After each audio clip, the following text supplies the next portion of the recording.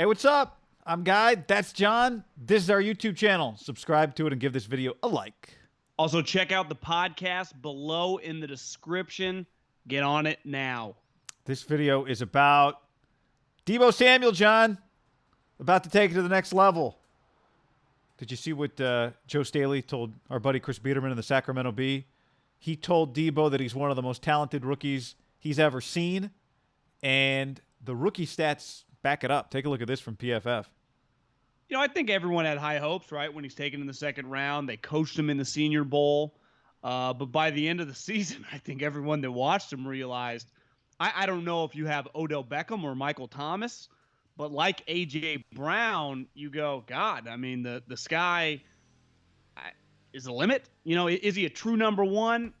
I don't know, but he's a starter on a Super Bowl team, and he's a guy you can rely on in big games. He's a tough SOB. And he's just, at the end of the day, what I like most in my skill guys, he's a playmaker. Yeah. He is not the best player on the offense, right? That's the tight end, George Kittle. I think if George Kittle's your best player, then Deebo Samuel can be your best receiver. And we'll see. Like, you got to be complimented. But Kyle Shanahan makes so many people weapons. And I think of all the guys on this team right now, as we go into the film room, Deebo... Like, if you said Kyle's a surgeon, who's his scalpel? I think Deebo's his scalpel. I think Deebo's the guy that he uses as we watch here just to do some sweet shit. Yeah, and I think when you looked at that list, like Michael Thomas is an outside wide receiver only, and he's a dominant outside wide receiver. I think A.J. Brown is in that category. Odell, while he's, ran into Freddie Kitchens and Eli Manning, has kind of fallen apart. But he was a great chess piece, right? You could put him inside, you could put him outside, you give it to him on end arounds. I think Deebo, like you were saying, the number one word when I think Deebo Samuel is versatility. Like, you can ask him really to go deep, to play over the middle, to play running back, to hand the ball off to him, to throw the ball. I mean, he can do a lot. And Kyle Shanahan did a lot with them. I think you said it. Like, when it comes to playmaker, this is just consistently... And this is the other thing you see in all these highlights. These are a lot of huge games this team played in, right? Like down the stretch, 8 catches against the Ravens, 8 catches against New Orleans, the touchdown against the Ravens, 6 catches against the Rams. The final game of the season against Seattle, he had 5 catches for 102. And so much of what we look at here kind of backs up that rookie stat, the yak, but it's not just yak around the line of scrimmage. A lot of it's in the middle of the field. Yeah, I think sometimes when you look at a guy's numbers, a guy that has 57 catches, they can be, in the NBA, you go, God, that guy had a quiet 30. Yeah. That guy had, kind of a quiet 55 catch season. I felt like 57 catches didn't even do Deebo justice. A lot like A.J. Brown's season with the Titans. Like, when you watch them play, you felt their impact. They're breaking tackles. I mean, Deebo's running guys over. If you don't bring the wood to tackle him, like that guy attempted to, and he had a bad angle, he's going to run right through your arm tackles. I love, and clearly Kyle loves, and now it's clear when you watch this why they like Brandon Ayuk, right? Yeah. I mean, we've done a video on him. Like, it's clear what they like. Kittle, greatest rack season in the history of tight ends. Deebo, just a fucking monster with the ball in his hands. Ayuk was that guy last year in college. Like, it's clear what type players they like. You want to hear? This just hit me watching this clip. My comp with the ball in his hands for Deebo. This is gonna sound crazy, but I'll go watch videos of this guy. I'm not saying this guy was as strong as him. Earl Campbell. In terms of style, no, it's another 49er. Just reckless abandon, running into people, trying to run everybody over, refuses to go out of bounds. Steve Young. No fear. That's all I'm saying. I'm not saying he physically looks like him to the eye. You know what? He's got a little in his game. Now, he plays faster than this guy, but remember how physical Anquan was? Yeah. It was like, Jesus. You would not want to step in the ring with Anquan Bolden. Again, this guy plays fast. Remember, Anquan was like a 4.7 guy by the time the Niners got him, but he could break tackles, and he was so tough. Deebo's like a faster version of that. Now, I'm not saying he's going to go on to have the career Bolden had, because you have to do that over a decade. But to me, he's the type. Think about the Niners wide receivers. over their, the Harbaugh years and now with Kyle, like they like a physical player. Mm-hmm. They don't do soft stuff. Now, some soft wide receivers play in the league, and they were in on Odell Beckham once upon a time, and I think Odell would have been unreal with Kyle. But I think it all kind of worked out in their favor. They didn't have to trade a huge haul, and they've been able to kind of cultivate their own guy, and then hopefully the next guy up the pipe in Ayuk, that you could get a little combination with these two guys to go along with Kittle and the run game and use check. It's like, Jesus, this offense could be better than it was last year. And I thought it was pretty damn good last year, right? I don't think I realized when they drafted him how fast he plays in terms of once the ball's in his hands and he has to run in a straight line. Because he does play fast. Yeah, his play speed's awesome. Well, think about this. All we heard for the last 6 months was how great this wide receiver draft, how great this wide receiver draft, how great this wide receiver draft.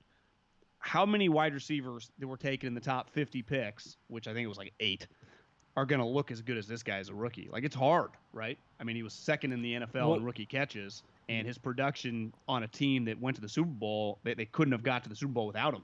I know we've said it before, maybe not in a video on YouTube, but certainly on the podcast. We've talked about it a lot. When you and I, John, went to rookie OTAs last year, the first day that Deebo Samuel had a 49er uniform on, what did we notice? We looked like a running back. His butt, man. He looked. He had an NFL body coming out of college, and he played think like about it. This. If I tell you right now, would the Cowboys, would the Raiders, would the Broncos take 57, 800? He had 3 receiving touchdowns. He also had 3 running touchdowns, rushing touchdowns, right? So that's 6 touchdowns. Would they take 57, 800 and 6 touchdowns right now? If I gave that to all the teams that took the Vikings, Justin Jefferson, the Eagles with Rager, right? Yep. The Niners would take that in a heartbeat with Ayuk. Like, that is really productive as a rookie. I mean, just look at Michael Thomas and Odell, who were unreal as rookies. I think the other thing, like the numbers, the production, the toughness, but it was also in big spots. I think this is maybe why, like you said to start this video, his performance outplayed his numbers. We're going to look at 2 back-to-back plays. How about his just awareness? This is a 3rd and 12, John. He will not be denied in a tie game in the NFC Championship, the first half. Give me a first down. Takes everybody to bring him down. Now, this is early. This is also a 3rd and 12. Did you notice who that was? It was Harrison Smith, Anthony Barr. I know he got cut, but Xavier Rhodes was making like $12 million last year. Like, do the math there. I mean, we're talking $35 million a defensive player. Did you say Kendricks?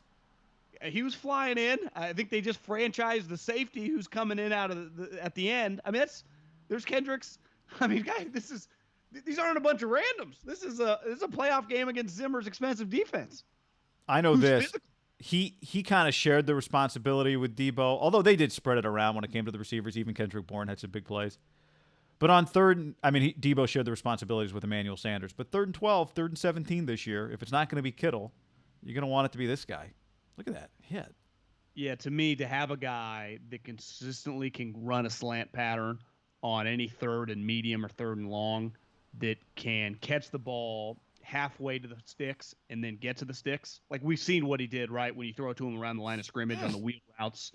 But when I can throw a 3rd and 12 at 6 yards and he can get the other 6, going through an arm tackle, running over a safety, and actually 12, what did he end up getting? 14?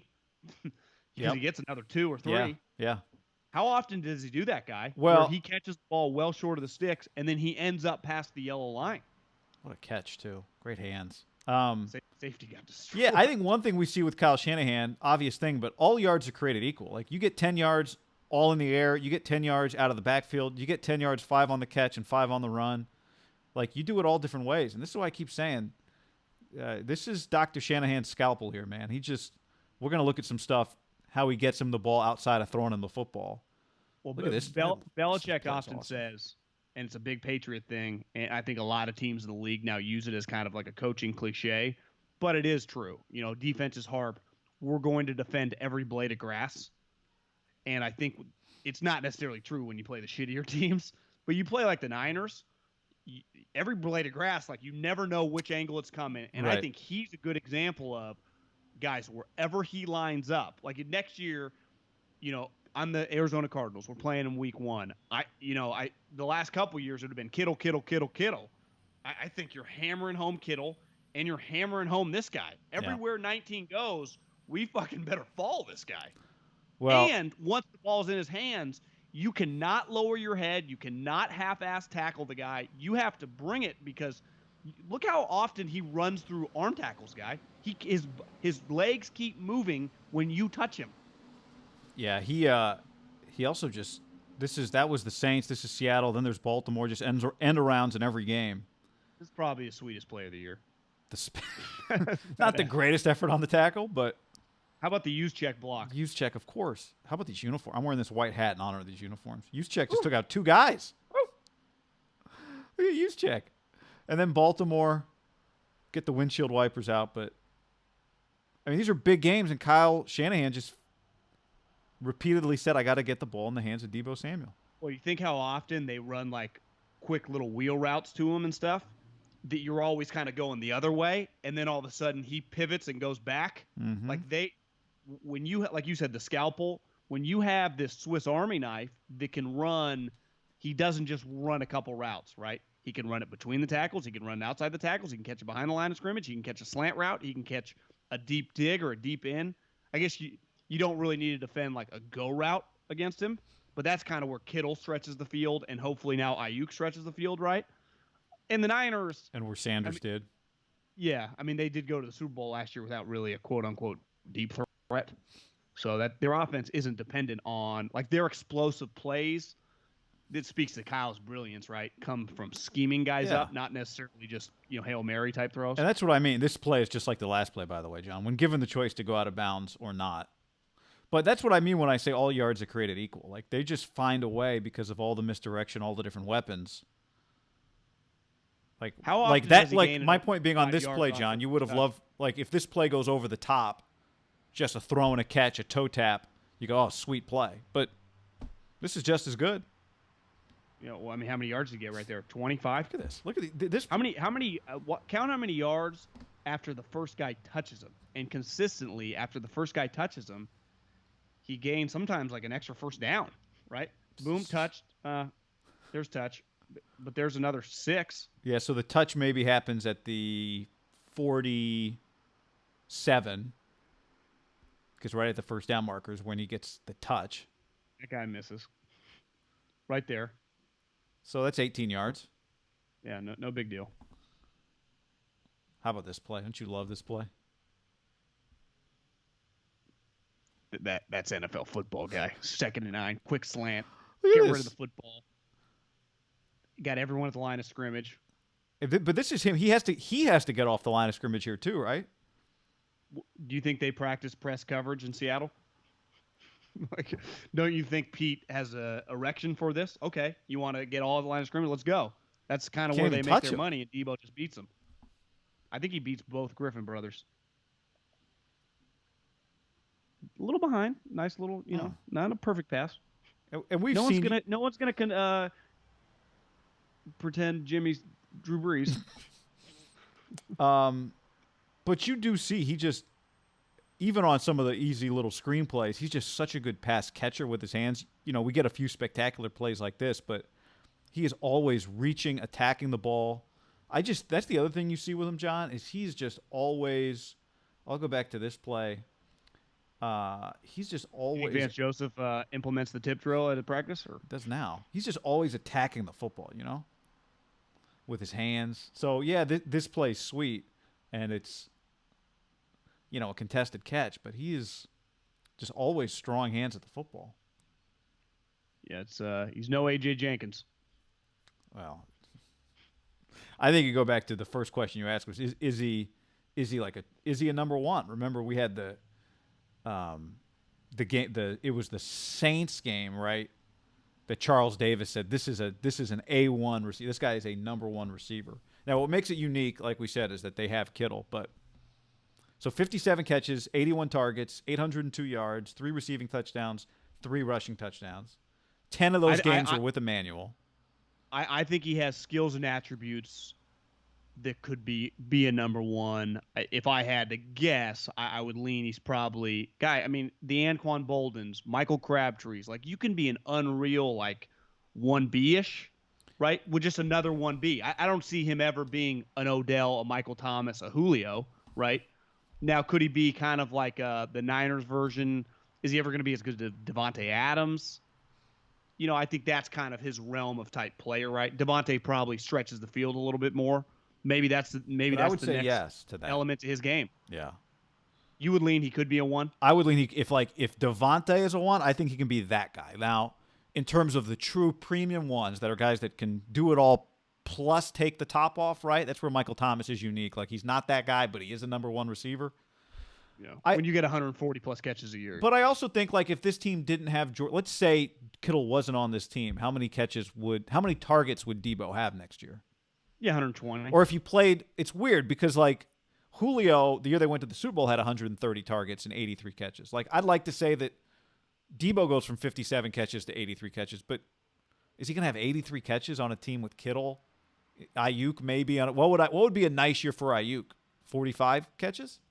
I'd say, yeah, 45 to 50. And the running backs are going to have 50 some catches between them. Yeah. Juszczyk's going to get 30, right? They spread the ball out. They just spread. Jalen Hurd might come back. There's just going to be a lot of, hands that are going to need to get fed the football. Now, I think this guy immediately is jolted up to right behind Kittle as the number 2 option on the team and the number 1 receiving option.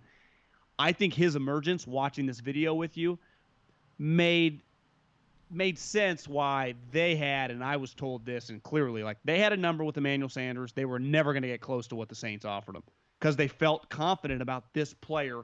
And Louis Riddick used to tell me this all the time, and I think it's true, and anyone that watches football will probably going to agree.